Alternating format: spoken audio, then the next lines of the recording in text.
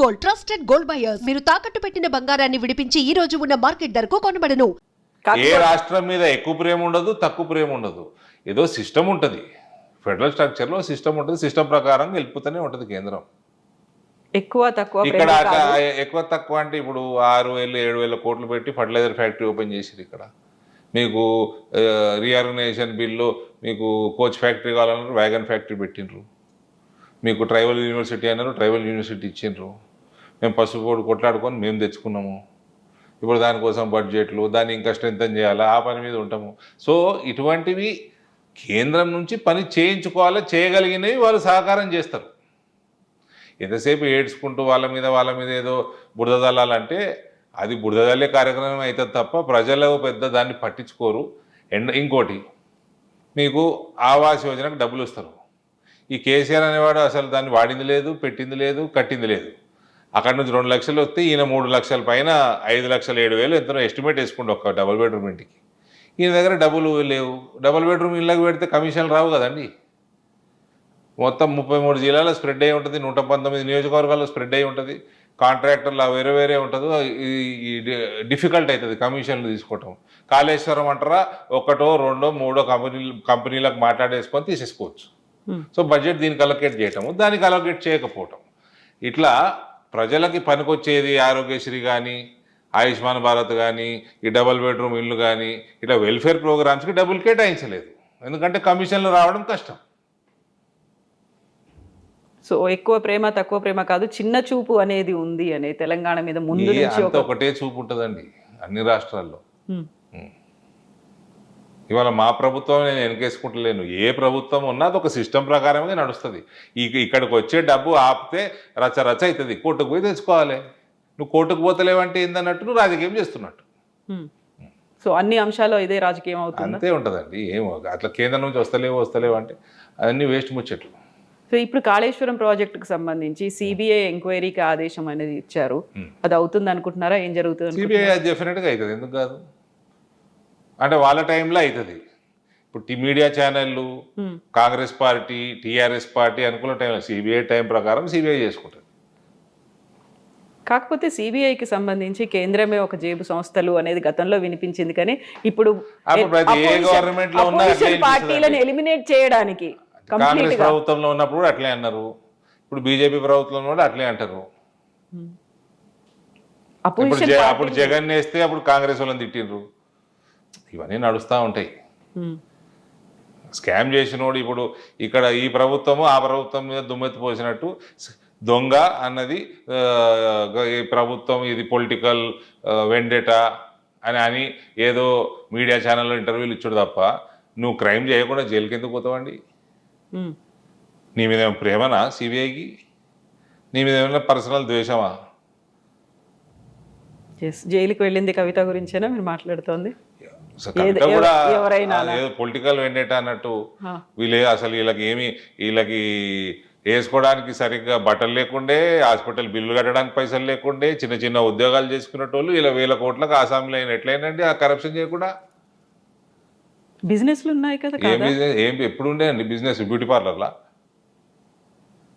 అది కేటీఆర్ అయినా అంతే, ఉద్యోగస్తులే కదా, ఆయన ఉద్యోగమే చేసేవాడు కదా. ఒకసారి అమెరికా వెళ్ళి అప్పుడు వాళ్ళకి దగ్గరలో తిరగటోళ్ళకి కాబట్టి చెప్తారు ఏ రకంగా ఉంటుండని వాళ్ళు. ఇప్పుడు ఏ రకంగా తయారైనరు? ఈ రకమైన దోపిడీ ఉంటే ఎట్లా డెవలప్ అవుద్దండి? కేవలం కుటుంబం మాత్రమే అభివృద్ధి చెందిందా? ఆడ అభివృద్ధి చెంది ఎలా వాళ్ళ నిద్ర లేకుండా ఉన్నది. ఇప్పుడు ఎప్పుడు సిబిఐ వాడు లోపటేస్తాడు, ఈడీ వాడు లోపటేస్తాడు, ఐటీ వాడు లోపటేస్తాడు, ఇదే పని. అవన్నీ మీరు ఏదైనా మితిమీరి చేయకూడదండి. చేస్తే ఇట్లయితుంది. ఆ కేసీఆర్ నాశనం చేసిండ్రు పిల్లలు. ఆ కేసీఆర్ అనేటోడు ఒక ఉద్యమం టైంలో కొట్లాడి ఆంధ్ర నాయకులతో కొట్లాడడము అంత సులభం కాదు. కొట్లాడి తీసుకొచ్చాడు. తెచ్చినోని మొత్తం నాశనం చేసిండ్రు. ఆ పేరంతా భూస్థాపితం చేసిండ్రు పిల్లలు. ఆయన కూడా చేయనిచ్చిండు. కొంచెం కేసీఆర్ అంటే సాఫ్ట్ కార్నర్ ఉందా మీకు? ఇష్టమా? ఒకప్పుడు అందరికి ఉండేదండి.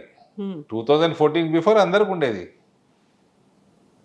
దాని తర్వాత ఆయన ఏ రకంగా పరిపాలన చేసిండు, అసలు పరిపాలన ఆయన సెక్రటరేట్ రాని ముఖ్యమంత్రి వాడు నాకు ఇప్పటివరకు ప్రపంచంలో ఎక్కడ లేడు.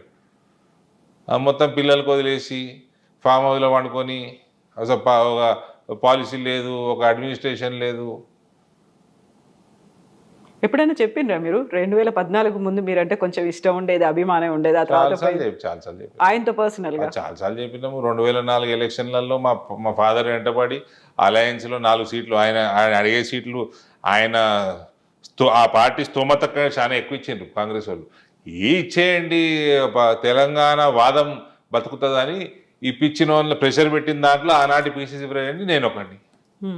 ఆ తర్వాత అది మెల్లిగా డైల్యూట్ అయిందా? వచ్చింది కదా తెలంగాణ. అప్పుడు 2004లో వాళ్ళకి ఇచ్చినందుకు 42 సీట్లు ఇస్తే 26 గెలిచిండ్రు. కాంగ్రెస్ 189 సీట్లు గెలిచింది. సిపిఎం కూడా అలయన్స్లో ఉండే, వాళ్ళు కూడా సీట్లు గెలిచిండ్రు. సో అభిమానం మెల్లిగా డైవర్ట్ అయిందా మీది? అభిమానం అని కాదు, తెలంగాణ వాదం మీద మాకున్న ఇంట్రెస్ట్. ఆ రాయలసీమ ఆంధ్ర నాయకులందరూ వ్యతిరేకంగా ఉన్నా కూడా ఆ రోజు ఆయన సోనియా గాంధీని ఒప్పించుకున్నాడు, అలయన్స్ చేయించుకున్నాడు. బట్ ఇప్పుడు కవిత అరెస్ట్ అయ్యి జైల్లో ఉన్నప్పుడే బీజేపీలో బీఆర్ఎస్ని కల్పించాలి అనేటువంటి ఒక ప్రతిపాదన అది అసంభవం అండి. అది ఊరికే ఇది మీడియా ప్రతి ఏ ఇంటర్వ్యూ ఇచ్చినా ఈ క్వశ్చన్ వస్తుంది. బీజేపీలో బీఆర్ఎస్ విలీనం క్వశ్చన్ లేదు, బీజేపీలో బీజేపీ బీఆర్ఎస్ తోటి అలయన్స్ క్వశ్చన్ లేదు. బీఆర్ఎస్ ఖాళీ అయి అందులో ఉన్న నాయకులు బీజేపీలో జాయిన్ అవ్వటం వేరు, except for family members. Okay, family members కాకుండా అది వేరు. ఒఫీషియల్గా బీఆర్ఎస్ బీజేపీలో జాయిన్ అవ్వడం ఇది అసంభవం. ఇది ఏ ఛానల్లోనైనా అందరు మర్చిపోవచ్చు. క్వశ్చన్ అడగడం బంద్ చేయండి, అది కాదు, అది అసంభవం. ఫ్యూచర్లో కూడా ఎట్టి అది పరిస్థితుల్లో అవసరము లేదు, అది కాదు, అది బీజేపీ కానియదు కూడా. అయితే ఇప్పుడు బీజేపీకి బీఆర్ఎస్ బి టీమ్ అనేటువంటి ఒక వాదన కూడా వినిపిస్తోంది కదా, మరి ఇట్లా వాదనలు మస్తు వినిపిస్తాయండి. అవన్నీ waste of time discussing such things. Congress BJP అని ఒకటి కూడా అంటాడు వీళ్ళు, ఇటు టీఆర్ఎస్ వాళ్ళు. అది ఉంటుందా? ఈ కాంగ్రెస్ బీజేపీ ఒకటైనా రాజకీయం ఎందుకు బంద్ చేసుకోవచ్చు ఈ దేశంలో? ఒక్కటైంది అనడానికి కారణం ఏంటంటే ఇక్కడ సిబిఐని పిలవడం, అక్కడేమో సెంట్రల్లో రాహుల్ గాంధీ అది కాదంటుంటే ఇక్కడేమో పిలిచారు కాబట్టి మీరు ఒకటి అయ్యారు అనేది. సిబిఐని పర్మిషన్ ఆపింది కేసీఆర్ కదా. రేవంత్ కూడా 2 years వరకు ఎందుకు ఇవ్వలేదు? 2 సంవత్సరాలు ఎందుకు వేస్ట్ చేసిండు? దాన్ని ఎన్నుకున్న మొదలైంది. గతంలో మీరు ఒక ఇంత పెద్ద స్కాములు సిబిఐ గీయడం పెద్ద న్యూస్ ఏం కాదు, అది ఎప్పుడో ఇవ్వాల్సింది. ఇంకా ఈయన 2 years ఎందుకు వేస్ట్ చేసిండు? కానీ ఏం స్కామ్ జరగలేదనే వాదన కదా బీఆర్ఎస్ది. ఇప్పుడు ఆ రిపోర్ట్ చదివితే తెలుస్తలేదా మేడం? వన్ సైడెడ్గానే ఉంది అనేది. ఒక లొకేషన్లో కట్టాల్సింది ఇంకో లొకేషన్లో కట్టిండ్రు. ఫౌండేషన్ డిజైన్స్ మార్చేసిండ్రు. ప్రీవియస్ డిజైన్స్ బట్టి మీరు టెండర్ని పిలిచిండ్రు. టెండర్లు ఏ డిజైన్కి ఇచ్చిండ్రు, మీరు ఏ డిజైన్ కట్టనిస్తున్నారు. మరి టెండర్ ఓడిపోయినోడు L1 కాదు L2 వచ్చినోడు ఏంది మరి పరిస్థితి? లొకేషన్ మారితే ఖర్చు మారదా?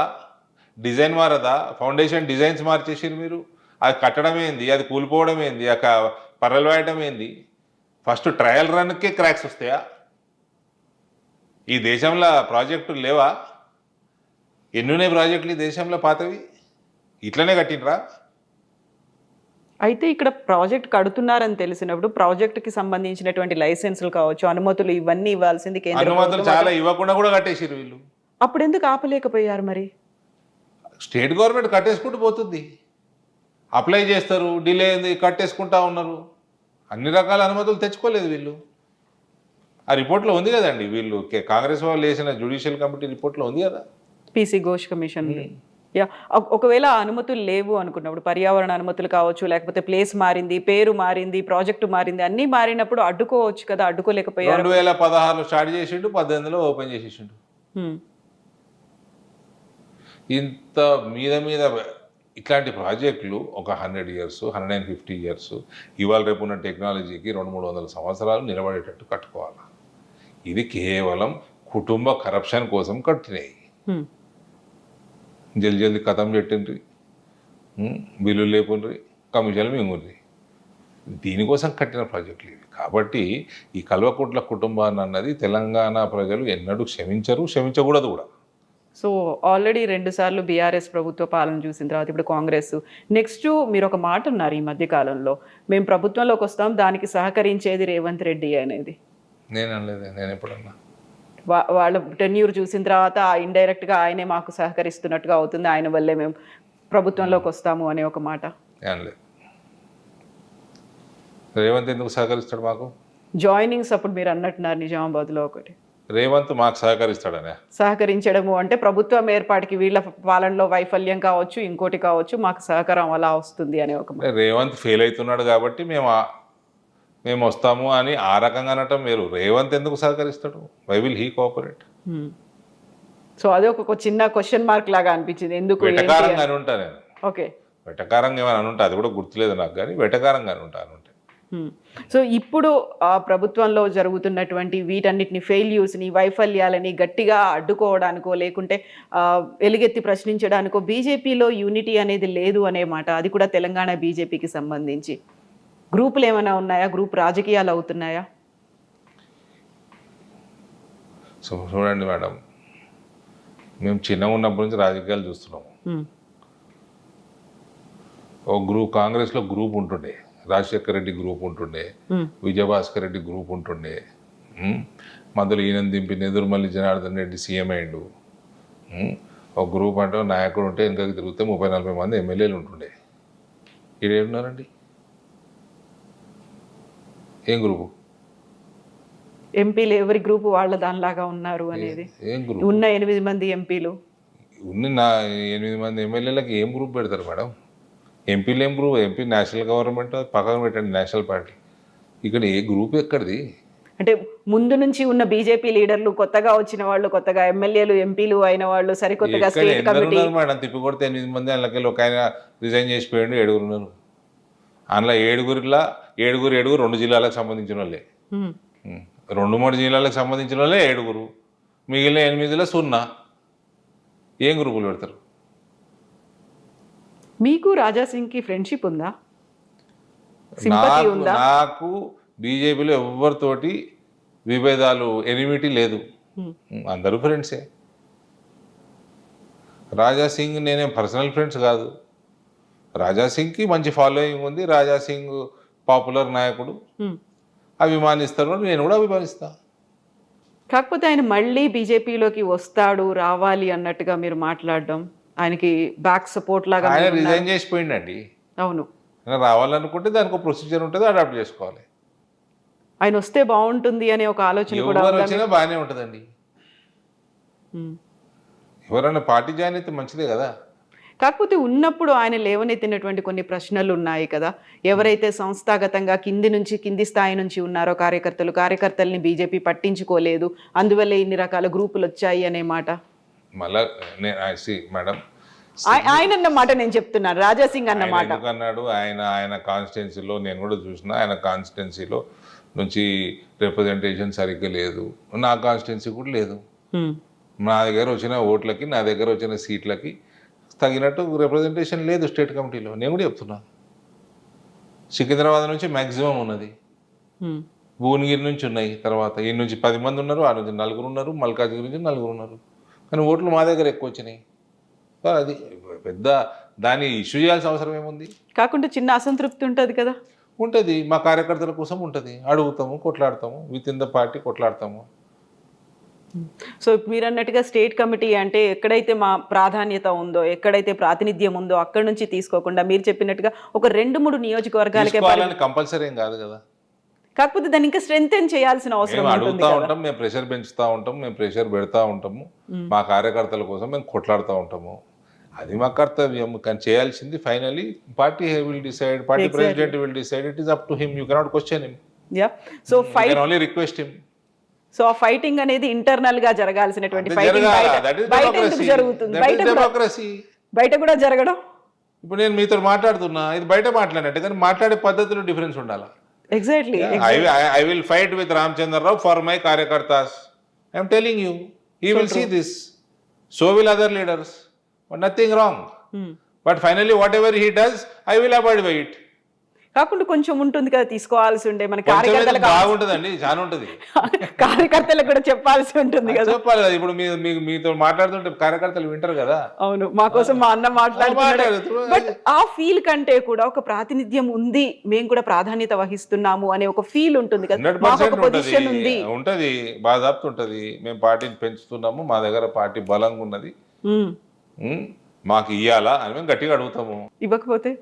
ఇంకా కాస్త గట్టిగా అడుగుతారా, సైలెంట్ అవుతారా? ఇది ఏడాది పోయి చెప్పుకుంటాము, మొర పెట్టుకుంటాము. మీకు ఎలాగో ఢిల్లీలో యాక్సెస్ చాలా ఎక్కువ ఉంది, ఎంపీ కాబట్టి మీరు అక్కడే ఉంటారు, కేంద్ర నాయకత్వం life long fight, this is all continuous fight ఇది. సో ఇప్పుడు రాష్ట్రంలో స్టేట్ కమిటీలో మీ వాళ్ళు లేరు, అక్కడ సెంట్రల్ లో చెప్పుకోవచ్చు కదా మీరు. పూర్తిగా లేరని కాదు, మా దగ్గర నుంచి చాలా తక్కువ ఇద్దరు ఉన్నారు.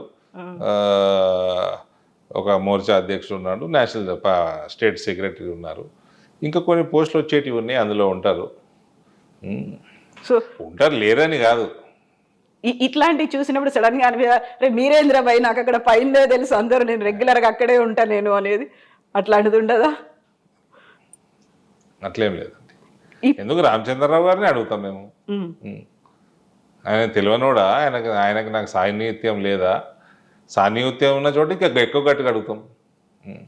కాకపోతే ఇవి లోపల అడుగుతున్న వాటికంటే కూడా బయట వినిపిస్తున్న మాటలే ఎక్కువ ఉన్నాయి, బయట మాట్లాడుతున్న మాటలే ఎక్కువ ఉన్నాయి, గ్రూపులు అనేవి ఎక్కువ ఉన్నాయి అనేది మీకు కిషన్ రెడ్డి గారికి కూడా పడట్లేదు అనేటువంటి మాట. ఈ నాకు బండి సంజయ్ పడదు, నాకు కిషన్ రెడ్డి పడదు, రాజా సింగ్ నా దోస్తు, ఇవన్నీ బయట కుచ్తో లోక్ కయింగే లోగోగా కామే కైనా వింటే రాజకీయం అండి. This is a public platform. మాట్లాడుతూ ఉంటారు, వింటూ ఉంటాం, నడుస్తూ ఉంటుంది, ఇగ్నోర్ చేస్తూ ఉంటాం, నడుస్తూ ఉంటుంది. ఈజీలీయే అంటే మీకున్న కార్యకర్తలకు కొంచెం డౌట్ వస్తుంది కదా, నిజమేనా ఇట్లా అవుతున్నదా మన పార్టీలో, మనం అంతా పార్టీ క్యాడర్ బేస్ చేసుడుగా ఉన్నాం కదా. గ్రూపులు అంటున్నాను నేను, అసలు ఇది గ్రూపే, అసలు గ్రూప్ ఉంటుంది ఏముందని ఇలా నేను అదే చెప్తున్నా కదా. మేము చూసిన గ్రూపులో 40 మంది ఎమ్మెల్యేలు, తిరిగి చూస్తే నాయకుడు 40 మంది ఎమ్మెల్యేలు ఉంటుండే. ఇక్కడ ఎవరున్నారండి? ఏం గ్రూపు? ఎవరిది వాళ్ళకే అనే ఒక గ్రూప్. నేను నా కార్యకర్తలు గ్రూపా? మీ కార్యకర్తలు ఉన్నారు కదా, మీ క్యాడర్ అనేది ఉంది కదా అక్కడ. Cadre is parties cadre. నేను ఒకసారి ఇట్లనే ఒక ఇంటర్వ్యూలో చెప్పిన, కార్యకర్త అనేవాడు బీజేపీ తోటే ఉంటాడు. అవును, కార్యకర్త బీజేపీ కార్యకర్త కాషాయం కింద పనిచేస్తాడు, భరతమాతకి సేవ చేస్తాడు, కమలం పువ్వుకి ఓటేస్తాడు, ఓటేపిస్తాడు. వేరే పార్టీలలో ఫాలోవర్లు ఉంటారు, నాయకుడు పోతే వీళ్ళు వెళ్ళిపోతారు, భారతీయ జనతా పార్టీలో పోరు. అది కాకపోతే రాజాసింగ్ అన్నమాట, ఆయన అధ్యక్షుడు కావాలనుకున్నప్పుడు, ఆయన అప్లై చేసుకోవడానికి వెళ్ళినప్పుడు కూడా ఆయనకి ఎవరు మద్దతు ఇవ్వడానికి కూడా రానివ్వకుండా చేశారు అనే మాటతో 8 మంది ఎమ్మెల్యేలు, 8 మంది ఎంపీలు వచ్చిందల్లా కూడా కార్యకర్తల వల్లే, మీరు చేస్తున్నటువంటి నిర్ణయాలు కార్యకర్తల మనోభావాలకి వ్యతిరేకంగా ఉన్నాయి అనేటువంటి ఒక మాట అన్నారు. That is his personal experience. How can I comment on this? What do you feel అనేది? ఐ డోంట్ నో, నేను లేనప్పుడు ఆ రోజు. నేను కూడా ఆయన రాకంటే ముందు వచ్చేసినట్టున్నా, వెళ్ళొచ్చాను, ఆయన వచ్చిపోయినాక వెళ్ళొచ్చాను, నాకు గుర్తులేదు నాకు. But that is his experience. But మీరు ఆ రోజు ఎందుకు వెళ్ళలేదు? ఆయన ప్రమాణ స్వీకారం ఎందుకు చేస్తున్నారు పోయినా కదా, నేను పోయినా, నేను మీడియాకు మాట్లాడినా వచ్చిన, కాసేపు ఉన్నా వచ్చిన. మీరు అటెండ్ అవ్వలేదు, మీలో కూడా ఒక అసహనం అనేది ఉంది, మీరు కూడా అధ్యక్షుడు కావాలనుకున్నారు అనే మాట. అట్లేం లేదండి. ఎందుకు రామచంద్రరావుకి అన్నిటికంటే పెద్ద ప్రోగ్రామ్ ఇవాళ నిజామాబాద్లో అయింది, నేను చేసిన అసహనం ఏముందండి. కాకపోతే రాజాసింగ్ ఏమో పార్టీకి రిజైన్ చేశాడు, ఆయన దూరం అయిపోయాడు. అరవింద్కి కూడా కోపం వచ్చింది, ఆయన కూడా కొంచెం దూరంగా ఉన్నాడు. నేను రామచంద్రరావుకి ఎందుకు సహకరిస్తా కోపం ఉంటే? వ్యక్తిగతమైనటువంటి పనులు ఉన్నాయి కాబట్టి నేను అటెండ్ అవ్వట్లేదు అనే దాంతో మీరు ఒక ప్రోగ్రామ్ అటెండ్ కాలేదు, నేనే ప్రోగ్రామ్ చేసిన కదా ఆయనకి. ఈ రోజు చేశారు? ఈ రోజు కాదండి, నేను ఆగస్టు 25th రోజు చేసిన. నిజామాబాద్ వచ్చింది కదా ఆయన, నిజామాబాద్ జగిత్యాలకు సంబంధించి బ్రహ్మాండమైన కార్యకర్తల సమావేశం చేసిన. ఆనాటికి అదే అతిపెద్ద కార్యక్రమం అధ్యక్షుల వారికి రాష్ట్రంలో. All is well, always it will be well. Okay. So ఇప్పుడు కాంగ్రెస్ బీజేపీకి సంబంధించి 8 మంది ఎంపీలు ఉన్నారు. 8 + 8 = 16 కాలేదు, అక్కడ 0 అయింది, మాకు చేసింది ఏమీ లేదు అనేటువంటి వాదన బీఆర్ఎస్ చేస్తోంది. బీఆర్ఎస్ అదే మాట, అదే ఆరోపణ. అయ్యో, బీఆర్ఎస్ కూడా ఏమంటాడు కానీ, మా వాళ్ళు 8 ఎమ్మెల్యేలు, 8 ఎంపీలు, 8 and 8 is 88 అన్నారు మా వాళ్ళు. మీ వాళ్ళు అన్నారు? అవును. అది ఎప్పుడు అవుతుంది మరి 88? నేను కూడా వెయిట్ చేస్తున్నా. ఎంతకాలం పడుతుంది? I'm also waiting. ఎప్పటికి? I'm very keen, more keen than anyone.